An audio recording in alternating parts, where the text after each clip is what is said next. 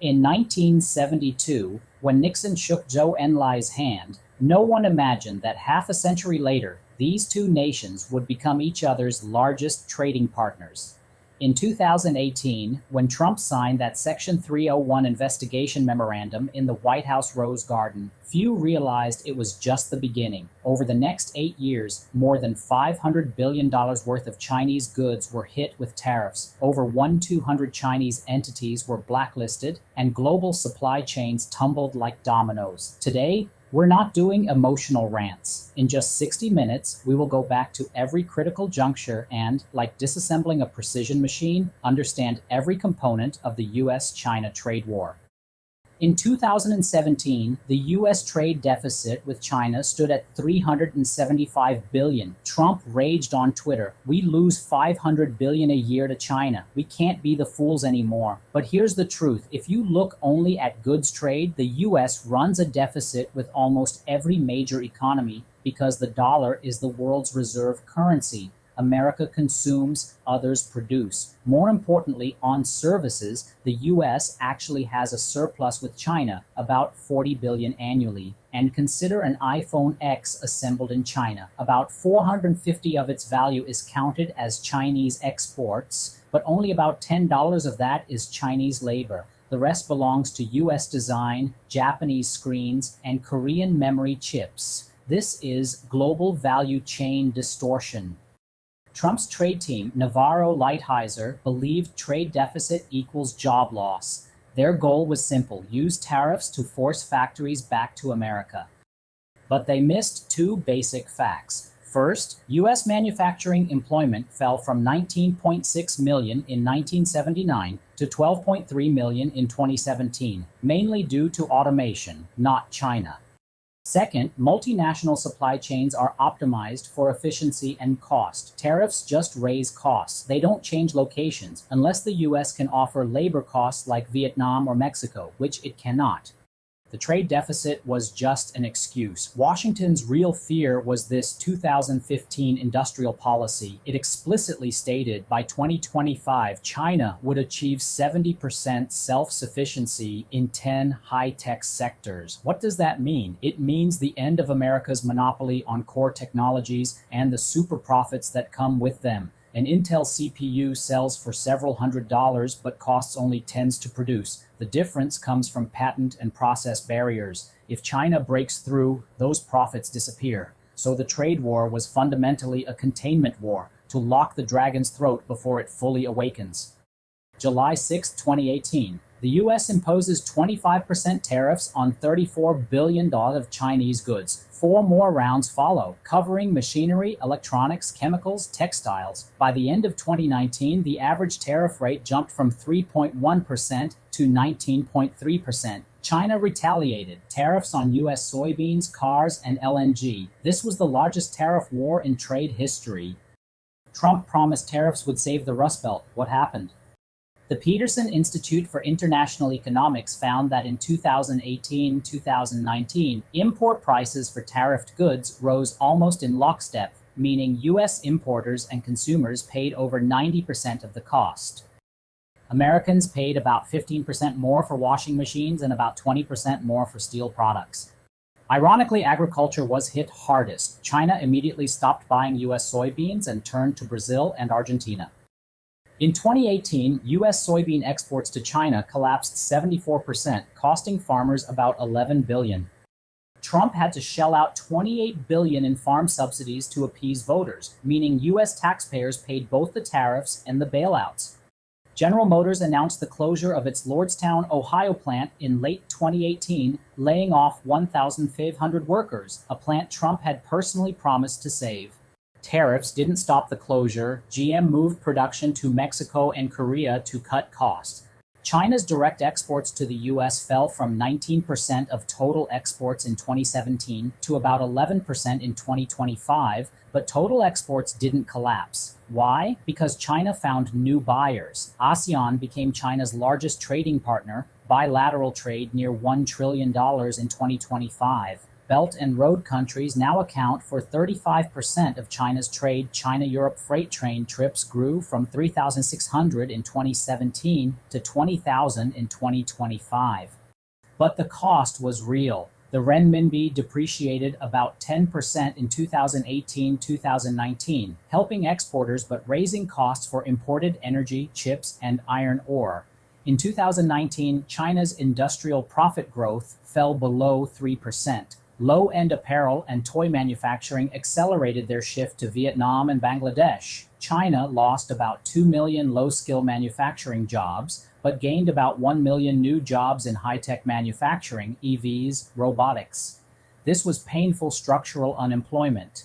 The most telling story of the tariff war happened in 2018. The EU, retaliating against U.S. steel, aluminum tariffs, raised motorcycle import tariffs from 6% to 31%. Harley-Davidson, an icon of American spirit, immediately announced plans to move some production to Thailand, India, and Brazil. Trump was furious, tweeting that Harley was surrendering first. But business is business. Harley sold about 40,000 motorcycles a year in Europe. If they didn't move, they'd have to raise prices and lose the market. This case proves tariffs don't bring manufacturing back to America, they drive multinationals out. Harley's Thai capacity came online in 2020. No new jobs for American workers. May 2019, the U.S. placed Huawei on the Entity List. This was no ordinary sanction. Any chip produced using U.S. technology or equipment could not be sold to Huawei. That cut off Huawei from TSMC, Samsung, and even SMIC if SMIC used U.S. equipment. It was a surgical strike. Huawei's global smartphone market share plunged from 18% in Q2 2019 to 3% by 2021. The Honor brand was forced to spin off. Ren Zhengfei said, "We are bruised and battered, but not dead." On August 29, 2023, without any launch event, Huawei started selling the Mate 60 Pro. The world was stunned. Teardowns revealed a 7nm class Kirin 9000's chip manufactured by SMIC 3 years into the US blockade. What did that mean? It meant China's semiconductor industry, using DUV lithography and multi-patterning, had produced a chip close to 7nm, something the US thought required EUV. It was more expensive and had lower yields, but it proved that blockades breed substitutes. By 2025, Huawei's phone market share had returned to number 1 in China and top 5 globally, completely de-Americanized. August 2022, Biden signed the CHIPS and Science Act offering $39 billion in direct subsidies for semiconductor fabs in the U.S., plus investment tax credits, over $50 billion total. The goal, rebuild U.S. chip manufacturing and reduce dependence on Asia. TSMC announced a $40 billion investment for 2 fabs in Arizona. But by 2025, the first fab was delayed due to worker shortages, cultural clashes, and construction delays. The U.S. has excellent chip designers, but not enough semiconductor process engineers. TSMC had to fly in hundreds of technicians from Taiwan, triggering local union protests. Meanwhile, the U.S. formed the Chip 4 Alliance, U.S., Japan, South Korea, Taiwan, to coordinate export controls on China. ASML was banned from selling its most advanced EUV lithography machines to China, but could still sell older DUV, giving China a window to catch up.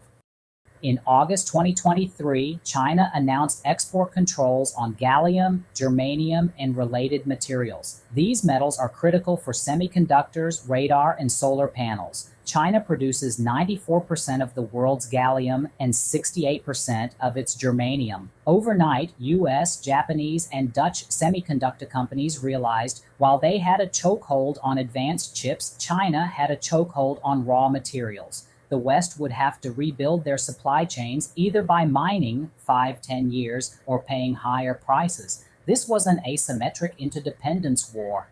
The US blocked advanced nodes below 7nm, but 70% of the chip market is mature nodes, used in cars, home appliances, industrial controls, and IoT. China exploited this gap, aggressively expanding mature node capacity. By 2025, China accounted for over 30% of global mature node production, projected to reach 40% by 2027. BYD, CATL, and Chinese appliance makers no longer depend on NXP, Texas Instruments, or Infineon. The result? The US stopped Huawei's phones but couldn't stop China's EV industry. China exported 40% of the world's EVs in 2025. Meanwhile, the US EV industry, except Tesla, suffers from high costs because it lacks domestic mature node chips. After Russia invaded Ukraine in 2022, the US and allies kicked major Russian banks off SWIFT and froze about $300 billion of Russian central bank assets abroad. The ruble lost over 100. This case gave China's leadership sleepless nights. If conflict erupts over Taiwan or the South China Sea, would the US use the SWIFT nuclear option on China? China holds about $3.2 trillion in foreign reserves, including about $800 billion in U.S. treasuries, most of which is custodied through Western systems. If frozen, the consequences would be catastrophic. So, from the start of the trade war, financial decoupling quietly accelerated. The Cross-Border Interbank Payment System, CIPS, launched in 2015 but remained underused. After the trade war, CIPS participants exploded from a few hundred in 2017 to over 1,400 institutions in 110 countries by 2025. In 2025, China signed local currency settlement agreements with Saudi Arabia, Iran, Russia, Brazil, Argentina. Oil, gas, soybeans, and iron ore are now partially settled in yuan or bilateral local currencies. The digital yuan is being used for cross-border pilots, especially along the Belt and Road, although the yuan's global payment share is still only 3 to 4%, $40%, the trend is upward. More importantly, it provides a backup channel. Even if the US cuts SWIFT, China can keep basic trade moving with CIPS plus digital yuan. China has been quietly selling US treasuries and buying gold. From 2018 to 2025, China's official gold reserves increased by about 1,000 metric tons, and private gold holdings are even larger. The logic is simple. If the US freezes Chinese assets, gold is the only hard currency that cannot be frozen. Russia's experience taught the world that any country dependent on the dollar system ultimately lives under Washington's veto. Ironically, the US financial sanctions on Russia have accelerated global de-dollarization. Saudi Arabia is considering yuan oil settlements, not yet fully implemented. India buys Russian oil in rupees, and ASEAN is discussing a local currency transaction framework. As former U.S. Treasury Secretary Larry Summers said, "We are tearing down the walls of our own fortress." An International Trade Commission study found after the U.S. imposed tariffs on Chinese goods, 98% of the tariff cost was passed on to U.S. importers and consumers. Specifically, washing machine prices rose 12%, bicycle prices rose 10%, furniture prices rose 8%, Christmas decoration prices jumped 25%. Federal Reserve economists estimated that the 2018-2019 tariffs cost the average U.S. household an extra $2,300 per year. That's the opposite of Trump's claim that China pays. Moreover, during the 2021-2023 inflation spike, the tariffs added fuel to the fire. Many economists called for their removal, but the Biden administration hesitated for political reasons. The trade war accelerated China's two-speed manufacturing, low-end, apparel, footwear, small goods, simple assembly. These are moving fast to Vietnam, Bangladesh, Indonesia. Example: in 2010, China made 40% of Nike's shoes. By 2023, Vietnam made 51%, China just 21%. A factory owner in Dongguan who made Christmas lights for Walmart told me orders dropped 30% in 2019. By 2021, he had moved to Vietnam, where wages are half but worker skills are weaker. Mid to high end: EVs, lithium batteries, solar, industrial robots. These sectors boomed thanks to trade war-driven internal circulation. BYD had 700,000 employees in 2025, double its 2020 number. CATL had over 100,000 employees. So, if you're a middle school educated assembly line worker, the trade war is a disaster. If you're a mechanical or electrical engineer, it might be an opportunity. This polarization is an unavoidable reality for Chinese society. Both Chinese and US stock markets saw wild swings during the trade war. In 2018, China's A shares fell 25%, and US stocks also fell nearly 20% in Q4 2018. But over the long term, US tech stocks, Apple, Microsoft, Nvidia, surged in 2020-2024 thanks to global monopoly power. Chinese stocks saw a clear domestic substitution theme. SMIC, the Huawei supply chain, Nora Technology all rose against the trend. Interestingly, the trade war made many Chinese investors think safety first, buying gold, defense stocks, and resource stocks. US investors preferred beneficiaries of supply chain shifts, e.g., Vietnam ETF. By 2026, the US-China trade war is in a strange state of cold stability. Tariffs remain, average 19%, but no further escalation. Tech blockade continues, but China is mostly self-sufficient in mature nodes. Financial shadow war goes on, but no extreme event like swift cutoff has occurred. High-level talks continue, guardrails to avoid miscalculation. Both sides realize full decoupling would be catastrophic, but going back to 2017 is impossible. So the reality is selective decoupling, fully separate in military and strategic high-tech, but maintain cooperation on agriculture, climate, medicine. The future world may have two parallel ecosystems.